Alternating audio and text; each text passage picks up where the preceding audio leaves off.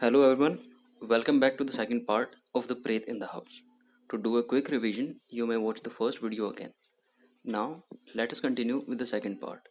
Same as before, the page will be on your screen and I will explain it. Let's continue. Grandfather was the next to be troubled.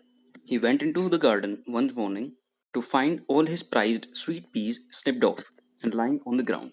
This means that grandfather was the next target of the ghost. तो ghost ने अब grandfather को परेशान करना start किया। एक दिन जब ग्रैंडफादर गार्डन में गए तो उन्होंने देखा कि उन्होंने जितने भी फ्लावर्स लगाए हुए थे, फ्लावर्स का नाम था स्वीट पीस, उनको किसी ने उखाड़ दिया था, कट कर दिया था और वो ग्राउंड पे गिरे हुए थे। It was then Ken uncle Ken's turn to suffer. फिर अंकल कैन का टर्न आया परेशान होने का। He was a heavy sleeper, वो बहुत गहरी नींद में सोते थे। And once he would gone to bed he hated being woken up. So when he came to the breakfast table looking bleary-eyed and miserable, we asked if he was feeling all right. So Uncle Ken की turn I परेशान होने की। उनको target किया उस ghost ने। और तब क्या हुआ,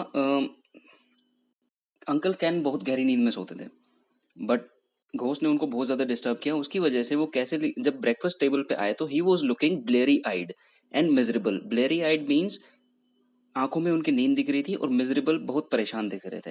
next paragraph. I could not sleep a wink last night. मैं एक मिनट के लिए भी नहीं सो पाया। Every time I was about to fall asleep, the bed clothes would be pulled off the bed. I had to get up at least a dozen times to pick them off the floor. He stared banefully at me. Where were you sleeping last night, young man? So when Uncle Ken was disturbed and he came to the breakfast, he asked and he complained. He said कि जब मैं सोने वाला था और जब मैं रात को सोया, मेरे कपड़े बेड के ऊपर से कोई खींच लेता। मीन्स जो ब्लैंकेट था उसको किसी ने पुल कर लिया। I had to get up at least a dozen times. मुझे एक डजन टाइम कम से कम रात को उठना पड़ा। And then he looked at the narrator. इसने अंकल कैन ने नरेटर की तरफ देखा और उनसे पूछा, where were you sleeping last night, कि आप कहाँ सो रहे थे।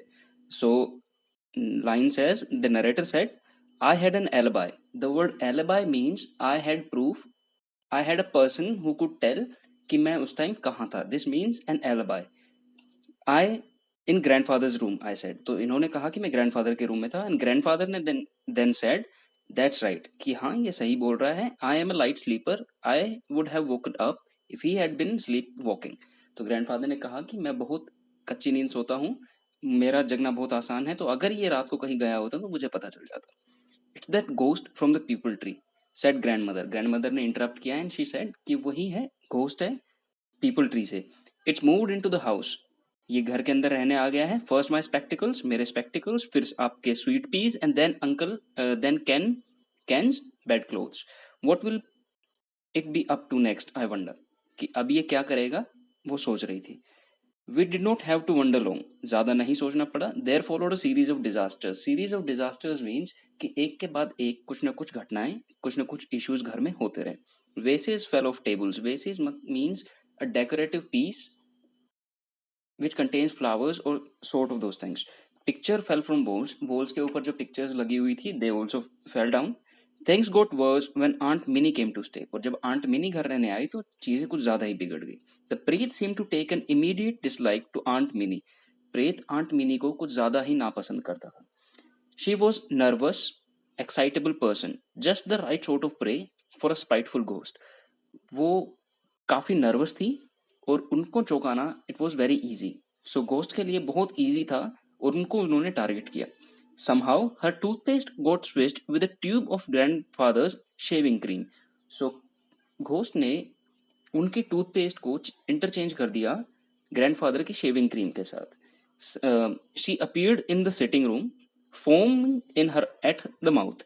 वो सुबह ब्रश करने गए and then when she came out उनके पूरे फेस पे फोम लगा हुआ था. Uncle Ken shouted that she had got rabies and we ran for our lives. Uncle Ken shout करते हुए दौड़े और उन्होंने कहा कि आंटी को तो रेबीज हो गया.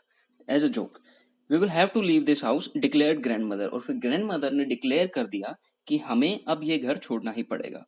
If we stay here much longer, both Ken and Milly will have nervous breakdowns. कि अब अगर हम कुछ और समय यहाँ रहे तो दोनों अंकल कैन और आंट मिनी दोनों को नर्वस ब्रेकडाउन हो जाएगा means they will lose their mind, वो अपना दिमाग खो देंगे.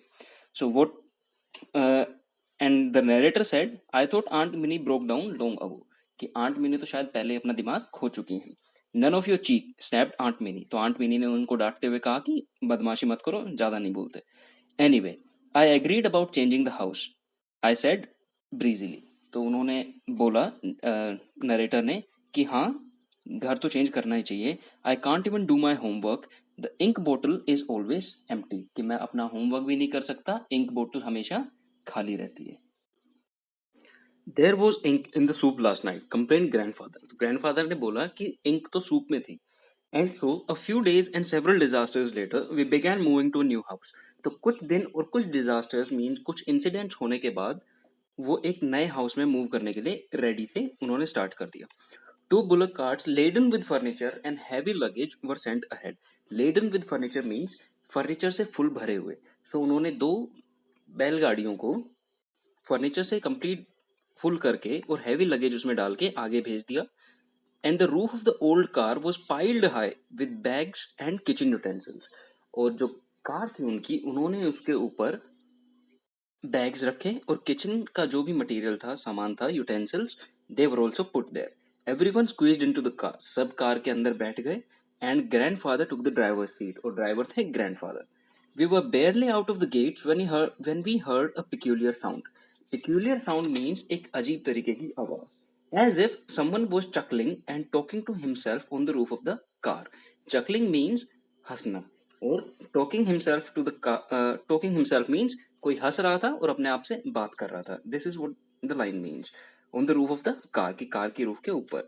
इन the is the parrot out there on the luggage rack, asked grandfather, तो ग्रैंडफादर ने पूछा कि क्या पैरेट ऊपर लगेज के ऊपर रखा हुआ है. No he is in the cage on a bullock cart, said grandmother, grandmother ने बोला कि नहीं, वो तो आगे गाड़ी में हमने भेज दिया. Grandfather stop the car, got out and took a look at the roof, तो ग्रैंडफादर ने उसकी आवाज से डिस्टर्ब होके गाड़ी को रोका. He got out and he started looking at the roof. Nothing up there, he said, इन्होंने, एंड ही सेड कि यहाँ कुछ भी नहीं है. Getting in again and starting the engine, so he got in the car again and he started the engine. I am sure I heard the parrot talking, तो उन्होंने फिर से बोला कि मेरे को पक्का यकीन है कि मैंने पैरेट को बोलते हुए सुना. Grandfather had driven some way up the road when the chuckling started again. So again they started moving and the ghost started making noises again, followed by a squeaky little noise. एक पतली सी आवाज भी आई. We all heard it. This time everybody heard it. It was the प्रेत talking to himself. और सबको पता चल गया कि it was the प्रेत, the ghost, and it was sitting at the top of the car. Let's go, let's go. The squeaked gleefully. तो उन्होंने बोला कि चलो चलो, अ न्यू हाउस, एक नया घर. I can't wait to see it, मैं उसको देखने का वेट नहीं कर सकता. What fun we are going to have, कि वहां हम और कितने मजे करेंगे. नाउ फॉर द घोस्ट, इन सबको परेशान करना उसके लिए एक मजे की बात थी. That is why he said what fun we are going to have. I will repeat the last line, let's go, let's go.